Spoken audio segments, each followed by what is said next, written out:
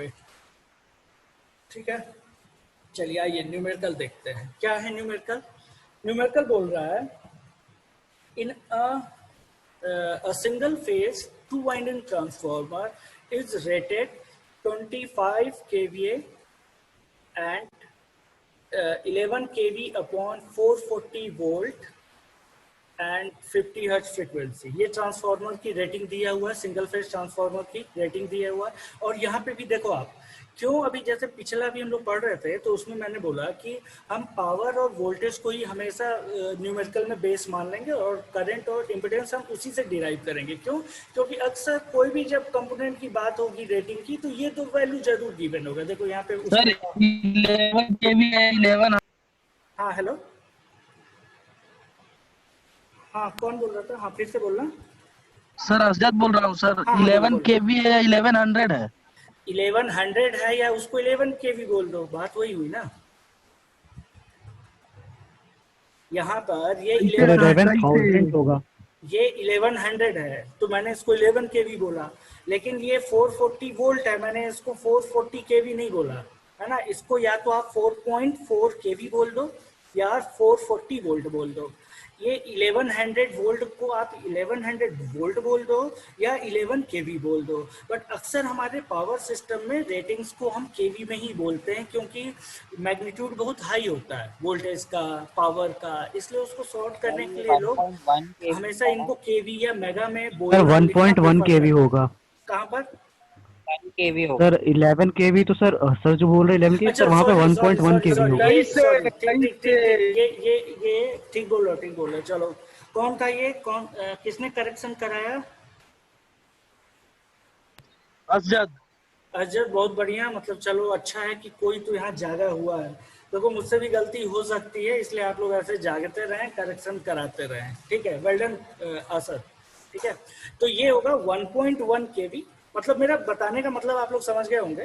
ठीक है, बात अलग है मैंने इसको थोड़ा गलत कैलकुलेट कर लिया। ये हो गया 1.1 केवी और ये कितना हो गया फिर? 0.44 केवी। ठीक है,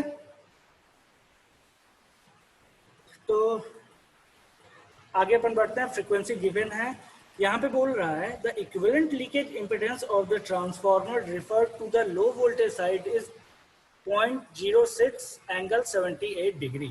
यानी प्राइमरी साइड का लीकेज इम्पीडेंस गिवन है यहाँ पर। ठीक है, ओम में 0.06 एंगल 78 डिग्री ओम। ठीक है, फिर बोल रहा है using transformer rating as base value, determine the per unit leakage impedance, refer to low voltage side winding and refer to high voltage winding side। अब देखो यहाँ पर ये क्वेश्चन ये कहना चाह रहा है कि भैया आप कैलकुलेट करें पर यूनिट लीकेज इम्पीडेंस। यहाँ पर देखो, यहाँ लीकेज इम्पीडेंस की वैल्यू गिवन है, तो आप इसको समझ लो कि ये आपका एक्चुअल वैल्यू गिवन है लीकेज इम्पीडेंस का। ठीक है, अब ये कह रहा है कि आप मेरे को ट्रांसफार्मर के प्राइमरी और सेकेंडरी दोनों साइड का लीकेज इम्पीडेंस का पर यूनिट वैल्यू बताइए। बट इसमें ये क्या कह रहा है कि आप एक बार पूरे इम्पीडेंस को लो वोल्टेज साइड रिफर कर देंगे और एक बार आप पूरे इम्पीडेंस को हाई वोल्टेज साइड आप रिफर कर देंगे। ठीक है, तो देखो यहाँ पर क्वेश्चन में ऑलरेडी गिवन है कि भाई मेरे पास केवल लो वोल्टेज साइड का टोटल, ठीक है, इम्पीडेंस गिवन है, तो हम एक बार इसको लो वोल्टेज साइड में तो ऐसे ही कैलकुलेट कर लेंगे और दूसरी बार जब हमें हाई वोल्टेज साइड रेफर करना होगा, मतलब कैलकुलेट करना होगा, तो हम इस लो वोल्टेज साइड इम्पीडेंस को सेकेंडरी साइड रेफर कर देंगे उसमें ट्रांसफॉर्मेशन रेशियो का यूज करके। तो ये फिर हम हाई वोल्टेज साइड के लिए भी हम एक्चुअल वैल्यू निकाल पाएंगे। तो अब आ जाते हैं थोड़ा न्यूमेरिकल पे कि कैसे हम इसको सॉल्व करेंगे। तो देखो सबसे पहला काम यहाँ पर क्या है, जैसे पर यूनिट वैल्यू कैलकुलेट करना है, तो पर यूनिट वैल्यू कैलकुलेट करने के लिए सबसे पहला काम ये है कि हमें बेस फाइंड करना है कि हमारे पास क्या बेसेस हैं। ठीक है, अब देखो ट्रांसफार्मर है, ट्रांसफार्मर का जैसे मैं प्राइमरी बोलूं तो प्राइमरी का वोल्टेज अलग है, सेकेंडरी का बोलूं तो सेकेंडरी का वोल्टेज अलग है, बट हाँ पावर की वैल्यू पूरे ट्रांसफार्मर के लिए सेम है। ठीक है, तो अब इनने क्या किया, जब हम प्राइमरी के लिए पर यूनिट वैल्यू कैलकुलेट कर रहे होंगे लीकेज इम्पीडेंस का, तो हम प्राइमरी के जो पावर और उसका वोल्टेज है उसको बेस ले लेंगे, और जब हम सेकेंडरी के लिए कैलकुलेट कर रहे होंगे तो हम सेकेंडरी का वोल्टेज और उसके पावर को बेस कंसिडर कर लेंगे। तो एग्जैक्टली देखो यहाँ पर आप देख सकते हैं, यहाँ ट्रांसफार्मर के पावर की रेटिंग 25 kVA था, तो उसने उसको MVA में कन्वर्ट कर लिया। ठीक है, आप चाहें तो कर भी सकते हैं, ना करना हो तो ना भी करें, कोई इशू नहीं है। ठीक है, दूसरा चीज, प्राइमरी का जो वोल्टेज था, ठीक है, वो है 1100, ये एक्चुअल में इसको 11,000 पढ़ने के चक्कर में मैंने इसको 11 kV बोल दिया था। ठीक है, ये है 1100 वोल्ट। तो 1100 वोल्ट को अपन ने केवी में कन्वर्ट कर लिया, दैट इज योर 1.1 kV। और सेकेंडरी का जो वोल्ट था वो था 440, तो इसको अपन ने कर लिया 0.44 kV। अब देखो यहाँ पर ये जो पावर है, ठीक है, इस पावर को इसने क्या मान लिया, बेस पावर मान लिया, इसीलिए यहाँ लिख दिया इसने MVA बेस। तो MVA बेस की वैल्यू क्या है, पूरे न्यूमेरिकल में जो बेस पावर है हम उसको हर जगह क्या लेंगे, 0.025 MVA ही लेंगे। ठीक, अब आ जाते हैं वोल्टेज पे, क्योंकि दो चीजें हमें बेस बनानी है। तो वोल्टेज में अगर मैं प्राइमरी साइड कैलकुलेशन कर रहा हूँ तो देखो प्राइमरी का वोल्टेज अपन ने लिया 1.1 kV, तो प्राइमरी का वोल्टेज हो गया 1.1 kV। ठीक है, और अगर मैं सेकेंडरी के वोल्टेज की बात करूं तो सेकेंडरी में वोल्टेज कितना था, सेकेंडरी में वोल्टेज था 440 वोल्ट। तो सेकेंडरी का जो बेस मैंने मान लिया, इसको सेकेंडरी का बेस मान लिया। अब ध्यान रखना, जब हम लो वोल्टेज साइड कैलकुलेशन कर रहे होंगे तो हमारा बेस लो वोल्टेज साइड वाला होगा। जब हम हाई वोल्टेज साइड इम्पीडेंस को रिफर करके कैलकुलेशन कर रहे होंगे तब हमारा बेस वोल्टेज हाई वोल्टेज वाला होगा। तो यहाँ पर ये जो VSB है इसका वोल्टेज कम है एज कम्पेरिजन टू VPB, तो अपन एक मान लेते हैं कि ये लो वोल्टेज साइड है कि में यूज करेंगे इसको VSB को, और VPB को हम हाई वोल्टेज साइड यूज करेंगे। ठीक है, अब आ जाते हैं क्या बोलते हैं base per unit leakage impedance पे। अब देखो base per unit leakage impedance calculate करना है, पहले हम चालू करते हैं लो वोल्टेज साइड से। ठीक है, तो फॉर्मूला क्या होना चाहिए पर यूनिट लीकेज इम्पिडेंस के लिए, सिंपल सा बात है, फॉर्मूला होगा actual impedance upon base impedance, यही होगा। ठीक, तो एक्चुअल इम्पिडेंस क्वेश्चन में तो गिवन था कि लो वोल्टेज साइड का जो एक्चुअल इम्पिडेंस है वो है 0.06 एंगल 78 डिग्री। बट अगला क्वेश्चन ये है कि what will be the base impedance for the low voltage side, ये अपने को नहीं मालूम, तो ये कैसे कैलकुलेट हुआ, वो कैलकुलेट हुआ यहाँ। याद होगा जेड के लिए हमने बेस जेड का कैलकुलेट करने के लिए हम लोगों ने फॉर्मूला निकाला था, वो फॉर्मूला था V² अपॉन MVA। ठीक है, तो ये एग्जैक्टली इस फॉर्मूले पे ही इसने इस वैल्यू को पुट किया और ये हमारा बेस इम्पिडेंस की वैल्यू निकल गई। इस बेस वैल्यू की इम्पिडेंस को हम यहाँ फर्दर पुट कर देंगे और हमारे पास पर यूनिट इम्पिडेंस की वैल्यू निकल गई। किस साइड का निकल गया, लो वोल्टेज साइड का निकल गया। ठीक है, ये कैलकुलेशन हो गया। अब आ जाते हैं अगले पार्ट की तरफ। अगले पार्ट में ये था कि अब हमको यही कैलकुलेशन करना है किसके लिए, हाई वोल्टेज साइड के लिए। अब देखो हाई वोल्टेज साइड के लिए करना है और हमारे पास जो वैल्यू गिवन है वो लो वोल्टेज साइड का गिवन है, तो हम क्या करेंगे, हम उसको रिफर कर देंगे किधर, हम उसको रिफर कर देंगे प्राइमरी साइड। ठीक है, तो जब आपको सेकेंडरी का को रिफर करना है प्राइमरी की तरफ तो आपने क्या किया, ट्रांसफॉर्मेशन रेशियो के स्क्वायर का आपने यहाँ पर उससे मल्टीप्लिकेशन कर दिया। ठीक है, ये मल्टीप्लाई हो गया। तो इस तरीके से ये सेकेंडरी वैल्यू जो हमारा लो वोल्टेज साइड था इम्पिडेंस, वो रिफर हो गया किस साइड, प्राइमरी साइड रिफर हो गया। तो यहाँ से जो नया वैल्यू बन गया इम्पिडेंस का फॉर हाई वोल्टेज साइड, ध्यान रखना फॉर हाई वोल्टेज साइड, तो वो ये बन गया। अब यहाँ से अगर मुझे पर यूनिट वैल्यू कैलकुलेट करना हो इम्पिडेंस का फॉर हाई वोल्टेज साइड, तो वहाँ पर एक्चुअल इम्पिडेंस जो होगा हाई वोल्टेज साइड का वो ये वैल्यू होगा। कौन सी वैल्यू, ये वैल्यू। अपन इस वैल्यू को लिखेंगे, ना कि क्वेश्चन में गिवन ये जो पर इम्पिडेंस की वैल्यू थी इसको नहीं लिखेंगे क्योंकि ये लो वोल्टेज साइड का था, हम हाई वोल्टेज साइड की इम्पिडेंस को लिखेंगे। ठीक है, तो आगे देख लेते हैं कैसे सॉल्व किया इसने। अब ये देखिए, अब क्या था, बेस इम्पिडेंस पहले तो कैलकुलेट करना होगा पर यूनिट कैलकुलेशन करने से पहले, तो बेस इम्पिडेंस यहाँ कैलकुलेट हो गया। बेस इम्पिडेंस क्या हो गया, V² अपॉन ये देखिए MVA इसने लिख दिया है। ठीक है, बुक वाले भी देखिए मिस्टेक कर देते हैं क्योंकि मैंने एक बुक से स्नैपशॉट लिया है, ठीक है, तो इंसान से ही गलती होती है, इसलिए कंसिडर किया जा सकता है। ठीक है, तो ये होगा एमबीए। एमबीए फिर यहाँ पे देखिए एमबीए की वैल्यू तो पूरे न्यूमेरिकल में सेम है, बेस वैल्यू ऑफ एमबीए, तो मैंने यहाँ एग्जैक्टली उसको पुट कर दिया।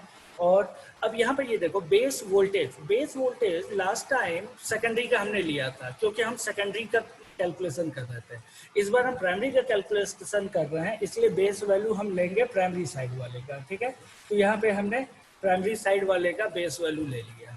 ठीक, ये देखिए पुट कर दिया है अपन ने यहाँ पर, और ये आ गया। देखिएगा पिछली वैल्यू में ये केवी में लिखा था, यहाँ भी देखो इसने केवी में इसको लिख दिया है। ठीक, ये वैल्यू अपन ने यहाँ फर्दर पुट किया, कैलकुलेशन किया, तो ये हमारा बेस वैल्यू निकल गया। किसका? Base value of this impedance when refer to the कोई बताएगा? कोई भी बता दो, ये काहे का बेस वैल्यू है इम्पिडेंस का? कौन बताएगा? Amit Kumar Verma. Amit? Sir primary side का। प्राइमरी साइड, या आप बोल सकते हैं हाई वोल्टेज साइड। ठीक है, तो ये हाई वोल्टेज साइड का इम्पिडेंस निकल गया एग्जैक्टली। अब हमने इसको फॉर्मूला में पुट कर दिया पर यूनिट का वैल्यू ये आ गया। हमने जो कैलकुलेट किया था लो को हाई साइड रेफर करने पर ये निकला था, डिवाइडेड बाय उसका बेस वैल्यू ये हमने कैलकुलेट कर लिया, तो वो यहाँ पुट कर दिए। इसको फर्दर कैलकुलेट किया हमने, तो हमें पर यूनिट वैल्यू ये मिल गया। क्लियर है? अब यहाँ पर ये देखिए, therefore the per unit leakage impedance remain unchanged and this has been achieved by satisfying, ये देखो एक सेकेंड,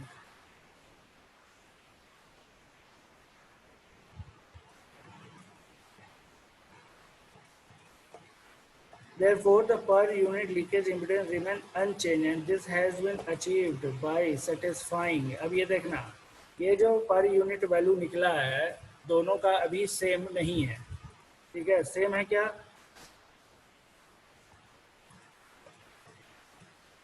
ये वैल्यू ये है प्राइमरी साइड का, एक सेकेंड, सॉरी सेम है, मैंने गलत देख लिया, तो वही तो मैं बोलूँ अलग कैसे हो सकता है, दोनों का पर यूनिट वैल्यू तो सेम निकलना चाहिए। ये है वो, हाँ ठीक है सेम है। तो यहाँ से देखो याद होगा अपन लोगों ने एडवांटेज में पढ़ा था कि पर यूनिट सिस्टम का फायदा यही है कि आप प्राइमरी के लिए निकाल लो या केवल सेकेंडरी के लिए निकाल लो, ठीक है, वैल्यू आएगी सेम। ठीक है, तो यहाँ देखो प्राइमरी साइड जब लो वोल्टेज साइड के लिए हमने कैलकुलेशन किया था तो ये निकला, और यही चीज जब अपन ने कैलकुलेशन किया हाई वोल्टेज साइड के लिए तो ये निकला, दोनों की वैल्यू सेम है। तो यहाँ से देखो अपन ये कंक्लूड कर सकते हैं कि मान लो कभी आप लोगों को जैसे कोई क्वेश्चन आ जाए, ठीक है, उसमें जनरेटर है, ट्रांसफार्मर है और एक मोटर है, और मैं कह रहा हूँ तीनों के लिए पर यूनिट वैल्यू निकालो, तो आप ट्रांसफार्मर के लिए क्या करोगे? कोई बताएगा मुझे? क्या हम दोनों साइड की प्राइमरी और सेकेंडरी दोनों के लिए पर यूनिट कैलकुलेट करेंगे क्या? कोई बताएगा मुझे यहाँ? हिमांशी देशमुख।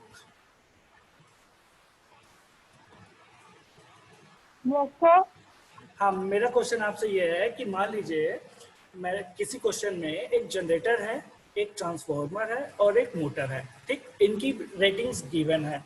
अब मैं कह रहा हूँ तीनों के लिए पर यूनिट वैल्यू निकालो, तीनों के लिए। तो जब हम लोग जनरेटर के लिए निकाल लेंगे, मोटर के लिए निकाल लेंगे, जब हम ट्रांसफार्मर में आएंगे तो क्या हम ट्रांसफार्मर के प्राइमरी और सेकेंडरी दोनों के लिए पर यूनिट वैल्यू निकालेंगे क्या?